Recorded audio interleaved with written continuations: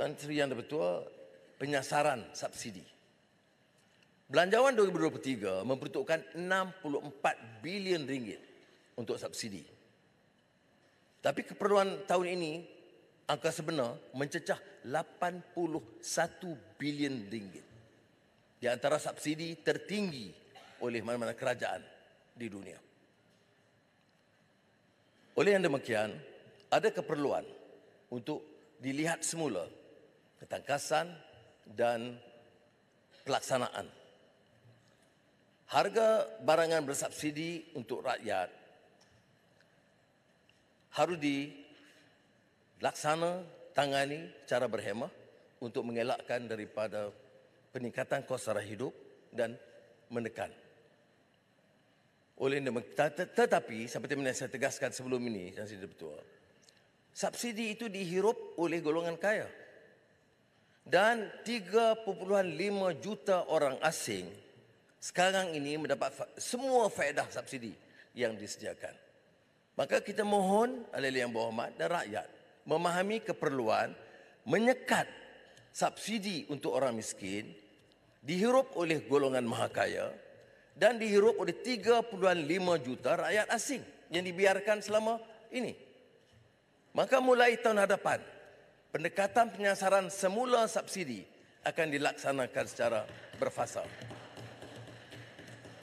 Jika benar kita dapat jimatkan belanja subsidi, maka saya jamin insya-Allah kita akan tambah peruntukan bantuan tunai kepada rakyat. Sumbangan tunai rahmah daripada 8 bilion ringgit sekarang kepada 10 bilion ringgit pada hampir 9 juta penduduk. Sejak Februari 2022, soal subsidi telur dan ayam yang dulu diperkenalkan hanya semasa musim perayaan, tapi sekarang berterusan. Berapa jumlah tanggungan kerajaan sejak itu? 3.8 bilion ringgit untuk subsidi telur dan ayam. Ini termasuk kepada golongan kaya dan 3.5 juta orang asing. Jadi sekarang kebetulan harga ayam dan telur mulai stabil. Dan oleh demikian, kerajaan akan menimbangkan supaya diapungkan berdasarkan harga yang lebih rendah daripada harga apungan kerajaan. Dan ini akan diumumkan dalam sedikit masa oleh Kementerian Pertanian telah berunding dengan pengeluar dan memastikan tidak ada kenaikan yang tidak munasabah oleh syarikat dan peniaga. Tuan Sri Yang Di-Pertua, langkah-langkah konkret yang secara terperinci akan diumumkan oleh Menteri dalam tempoh 2 minggu. Kita sebut sebelum ini tentang subsidi elektrik secara pukal. Membebankan dan sekali lagi menguntungkan orang kaya. Saya ingatkan bahawa tidak adil untuk dikatakan tarif elektrik dinaikkan. Kerana pada 90% rakyat tidak dinaikkan. Ya. Umpamanya, pada tahun 2022, 10% pelanggan teratas yang gunakan kemudahan elektrik sebenarnya menikmati 50% subsidi. Ini tidak munasabah. Subsidi untuk orang susah, kelas menengah dan rendah. Tetapi 10% teratas dapat 50% dana subsidi. Dan ini tekad kerajaan menghentikan subsidi bagi golongan maha kaya. Dan menurut kajian Kementerian Sumber Asli, ini akan mungkin menjimatkan sehingga 4.6 bilion ringgit. Tidak menaikkan kadar elektrik bagi 90% rakyat, tapi hanya mengenakan memastikan kenaikan bagi 10% penggunaan elektrik tertinggi.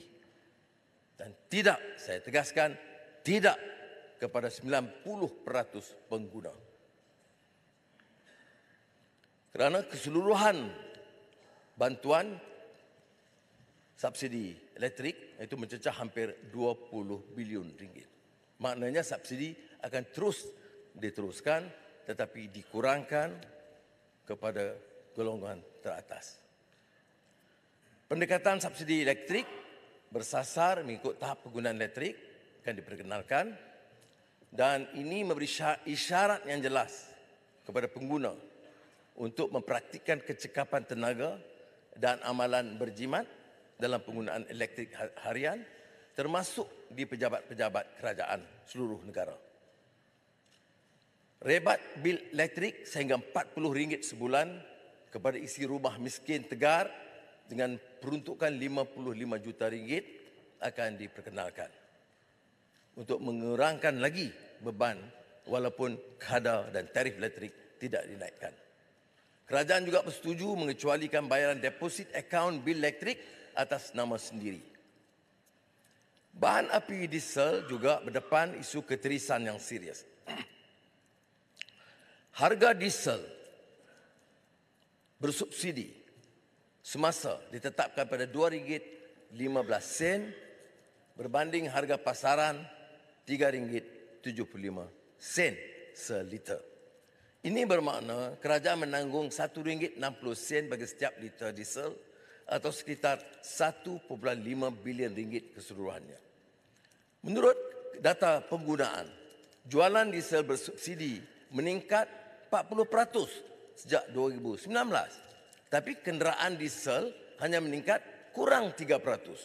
Maknanya ketirisan, penyeludupan kerana harga diesel yang murah. Bagi mengelakkan ketirisan dan penyeludupan, kerajaan berhasrat untuk merasionalisasikan subsidi, penyasaran subsidi diesel secara berfasa. Harga diesel bersubsidi akan terus dinikmati oleh pengguna terpilih seperti syarikat pengangkutan barangan. Pengguna lain akan dikenakan harga yang lebih tinggi. Dengan pendekatan tersebut, ia akan mengurangkan ketirisan subsidi pada yang masa yang sama mengurangkan impak harga barangan untuk rakyat. Tetapi bagi menjayakan penyasaran semula subsidi ini, penguatkuasaan harus lebih berkesan. Maknanya terhadap pembeli dan penjual. Kejujuran mereka akan menentukan sama ada keputusan ini berhasil atau tidak. Hak peniaga mengaut keuntungan yang munasabah tidak dipertikai. Tetapi gejala kartel dan pakat harga yang menyebabkan kenaikan harga berlebihan dan tidak terkawal bertentangan dengan prinsip manusiawi, prinsip madani. Oleh itu, penyasaran semula subsidi jangan dijadikan alasan menaikkan harga dengan sembrono kerana kerajaan akan bertindak menghapuskan amalan parasit melalui langkah kawalan ketat dan penguatkuasaan yang lebih berkesan.